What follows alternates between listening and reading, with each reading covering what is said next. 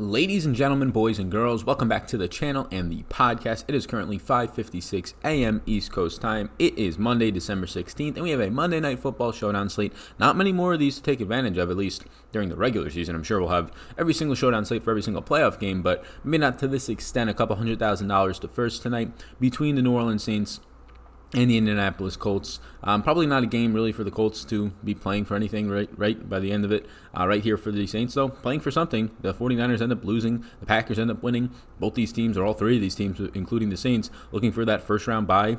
Two of them will get it. So the Saints really in business here for potentially landing that spot. So we'll go through this. Before we do, welcome again. My name is Sal, and if you hit that subscribe button, you get any value from the stuff that I do here, covering fantasy sports and daily fantasy sports in sort of an in-depth and thorough and comprehensive way. I really do appreciate it. Drop down in the description below who is your favorite player below $5,000 on this slate. If you are a subscriber, and if you hit the notification bell, I'm going to add that wrinkle into it. You have to do those two things. Be a subscriber, hit the notification bell. Let me know down below who's your favorite player below 5,000. You'll be entered into a raffle for Friday's Final Thoughts video to win a $25 PayPal. Just let me know on that one. And yeah, I do appreciate it. Leave a Twitter, leave a PayPal somewhere for me to contact you. Hitting the subscribe button really does help this channel grow. If you're listening on the audio version of this podcast, how those ears doing? I really do appreciate you as well. If you leave a 5-star rate and review, that helps go a long way. That'll be entered towards 3 raffle tickets potentially. I also have exclusive content linked down below on Patreon. You can check that out if you have any more interest. I'll have Monday Night Football tiers rankings out tonight. I have NBA projections every single day. You can check out my other fantasy content on this channel. Social media is at SalVetriDFS on Twitter, SalVetri over on the Instagrammers. I might be releasing the NBA projections for free, but I'll send the link over to the Instagram following in my Instagram story, so be sure to follow me over there to understand where you can get that if you are interested. Exclusive content for Instagram followers only there. And yeah, that's pretty much it outside of just drafters.com linked up above. I ended up winning one of the 2 listener leagues that we had yesterday for the NFL. Maybe we can do one for a Showdown slate tonight. I'll try and set up a league and see if it fills. I'll make it maybe 8 people. With drafters.com, it's just a snake draft, like how you draft your season-long leagues. You just go 1 through 8, and then 8 gets to pick first in the second round, and you just go from there. Season-long snake drafts. They have other formats as well, Rank'ems. But check it out. It's drafters.com, linked up down below. It's their logo up above, partnering with them for the next few months and potentially even longer. Really cool guys over there. Really cool product that they have, and it's simple. It's not salary cap based. And let's make a listener league. I'll drop it down below. If you sign up for drafters.com and you use the promo code SAL100, SAL100, you actually get a 100% deposit bonus up to $50. So that is one of the best, probably the best you'll find in the industry. If you put $20 in, you can get $20 right back. $50, you get $50 right back to play with, twice as much. So check that out again. That is drafters.com, promo code SAL100, SAL100. Lets them know that you came from here. Let's get into it right now. So I have on this slate 25 players with notes by their names on this Showdown slate, but I only have 13 players that I have interests by. I think Draftkings did a good job pricing up a lot of guys to make them just not playable depending on how you want to go. Now, if I was to enter a ton of lineups, as I always say, and I would probably have way more. I would have at least 5 more guys in my interest pools instead of just these 13, but these teams are pretty compressed depending on what this injury news looks like for namely T.Y. Hilton. We'll get into this in a second. The main injury news for both sides, really, the Saints don't have much, at least in their offensive side of the ball. They don't have much. Jared Cook is going to be healthy here. There's really no injury news after that. But for the Colts side, lots of news here. Chester Rogers, slot wide receiver, is on IR. Paris Campbell, the rookie who's been battling injury all season, he lands on IR. T.Y. Hilton is going to be a game-time decision.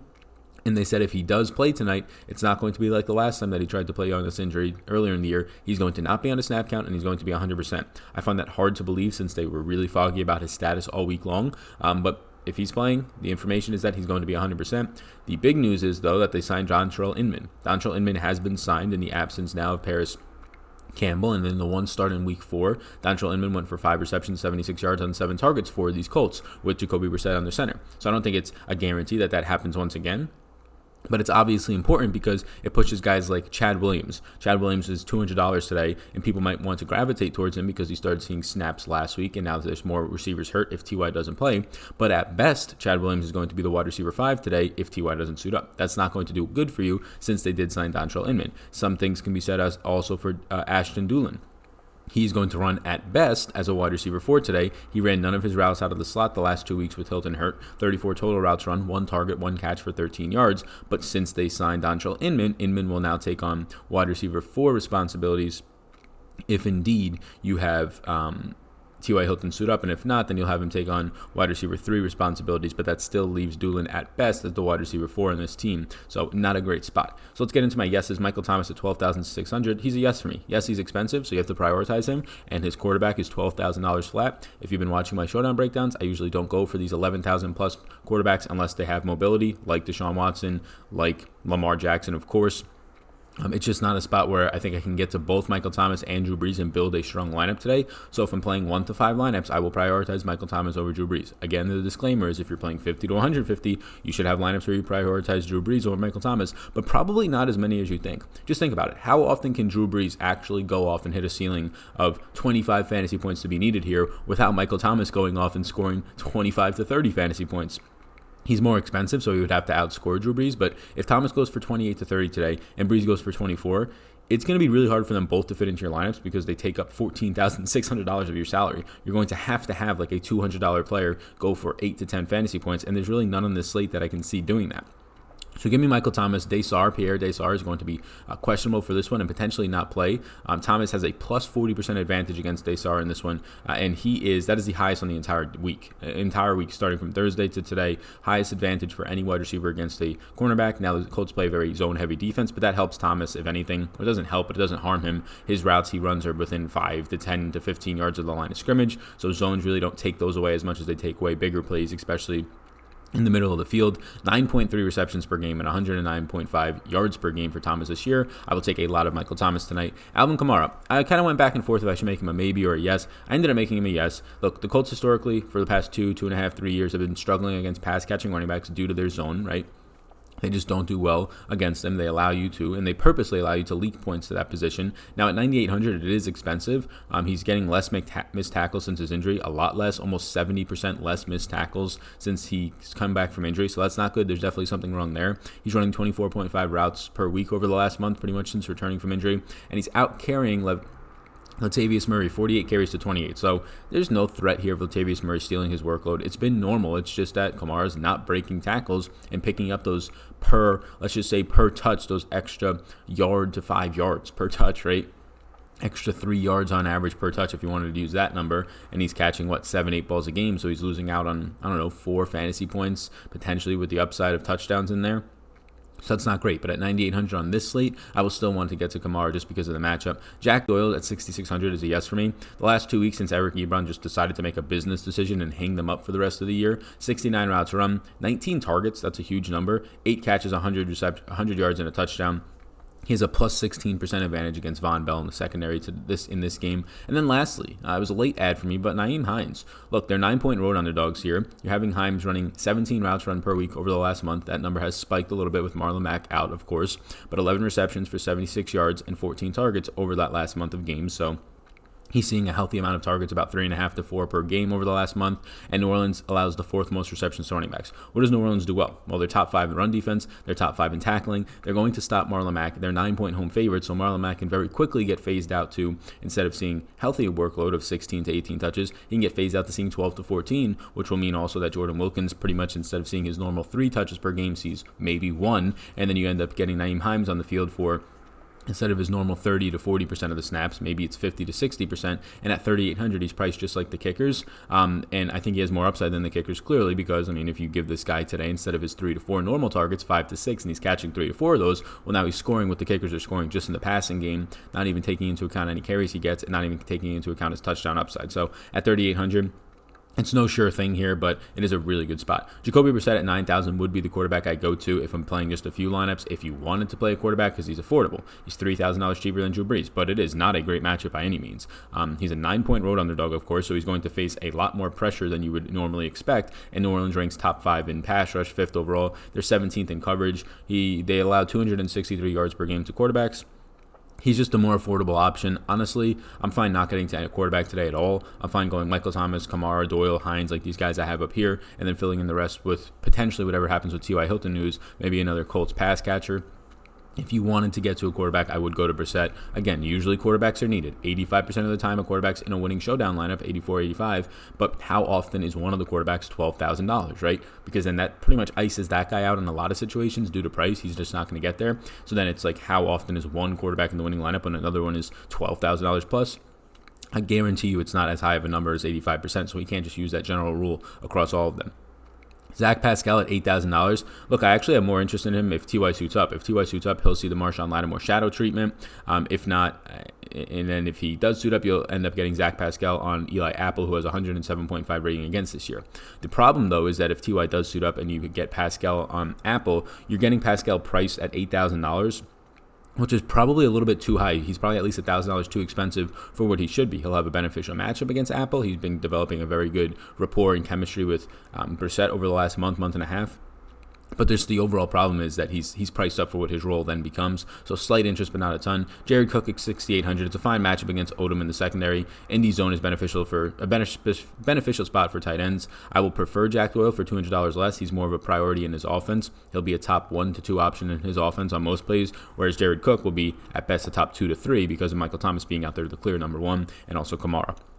Marcus Johnson at 5,200 will only be of interest to me today if you get no T.Y. Hilton. And if you get no T.Y. Hilton, I like Marcus Johnson more than Pascal. He's 5,200. He would get to see Eli Apple, while Pascal would get to see a lot of Marshawn Lattimore. He's going to be a yes for me if T.Y. is out, and a no if T.Y. is in. Over the last 2 games with no T.Y., he's run 75 routes, 13 targets, which is huge, 7 receptions, 160 yards, and a touchdown. 5,200 is a very nice price for Marcus Johnson if T.Y. is out. If he is in, again, I will not play any. Saints defense at 4,400. This seems too cheap of a price point for a defense. They're priced very similarly to the Kickers, right, within $500 or so. They have a top 5 pass rush. They're top 5 in tackling. They're 9-point home favorites against a team that doesn't have a ton of scary weapons. A banged up Marlon Mack, a banged up T.Y. Hilton who might not even go. A bunch of secondary options at wide receiver, starting Dontrell Inman potentially for 20 routes today. So I'll take a $4,400 Saints defense that at home can force a lot of pressure. The Kickers, they're both in play. Kickers are fine to roster. I recommend using at most 1 in a single lineup.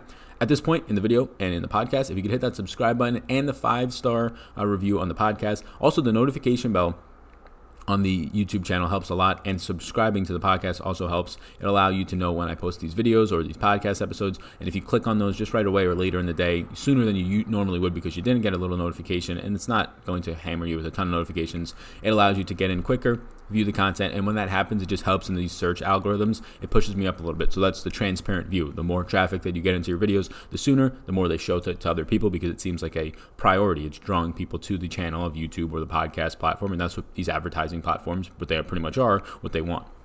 So thank you if you do that. 5-star rating and review on the podcast, subscribe, and then subscribe on the YouTube channel with the notification bell. All that stuff helps me out a ton if you're getting any value from this video thus far. Traquan Smith at $3,000, a slight interest. He's cheaper than the Kickers, which is nice for touchdown upside. He's a slot wide receiver who sees a slight bump against Indy. They give up a lot of points to, or normally will give up more points to tight ends, slot wide receivers, and pass-catching running backs in the zone defense. He'll likely have a positive matchup against Milligan in the slot, who plays 86% of his snaps as a slot cornerback, whereas Traquan is about a 65% of the time slot wide receiver.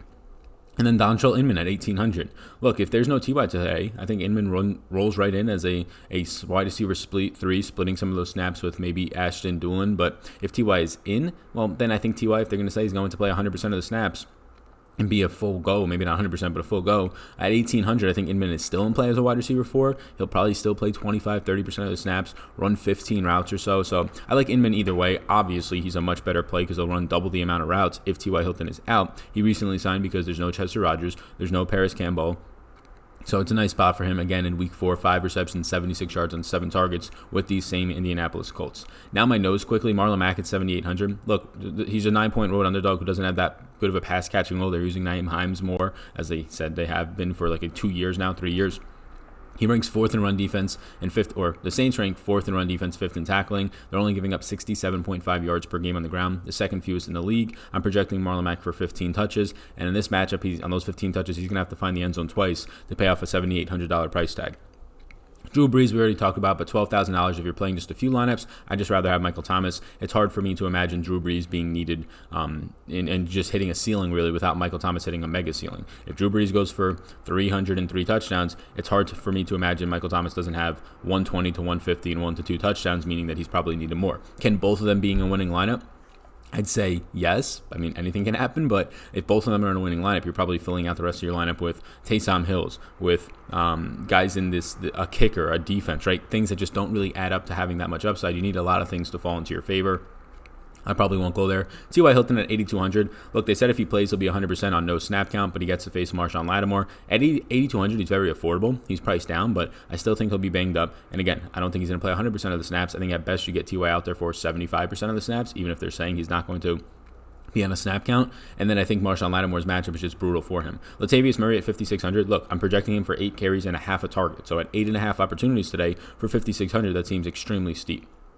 Ted Ginn Jr. at 4,200. The Colts do one thing good, even if they will be down Day Sire tonight. We'll see, he's questionable. But the one thing that they do good is they just take away big plays. Ted Ginn has been surviving on big plays. He has a couple of red zone touchdowns this year, so maybe a little bit less this year, but normally survives on big plays. The Colts take that away. So at 4,200, I would just prefer getting Traquan Smith at $3,000. Colts defense at 2,600. I was close to considering them. They're overall a quality defense. 15th overall is the definition of just quality, right around average. They're 13th in coverage, 17th in pass rush, but they're 9-point road dogs here in a terrible hostile environment. A top 3 spot that is just so difficult to go into and win in prime time and really anytime. The Saints Superdome, so I'll get away from them. Josh Hill with Jared Cook healthy is averaging about 10 routes run per game. No interest there. Taysom Hill right now is averaging 6.5 routes run per game, 1.6 rush attempts per game, 1.3 targets per game. So, and 3 pass attempts all year long. So he's getting 2.9 opportunities per game.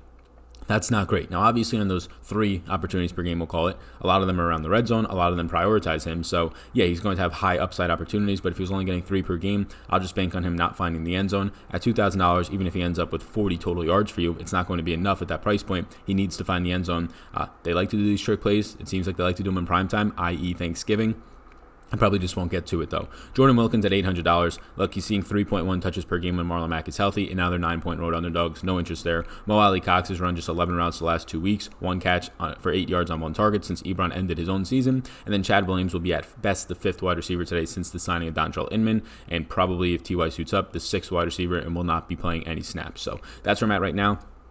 Those are 13 players that I like. Some other players that maybe I like. I would get to some Drew Brees, some T.Y. Hilton, maybe some Ted Ginn, Colts defense if you were playing more lineups. But that's about it. So thank you for tuning in. Again, let me know who's your favorite play below $5,000. Hit the 5-star rating and review on the podcast. To be entered into this contest, you have to be a subscriber on YouTube with the notification bell active. I will be checking off people to potentially win, spinning a little wheel. And let me know your Twitter handle and also your PayPal way for me to contact you, and you'll be entered into a chance to win on Friday's Final Thoughts video for the NFL Week 16. Thank you so much. Hit the subscribe button. Check out my Patreon exclusive content linked up down below. I'll also link it up above right now.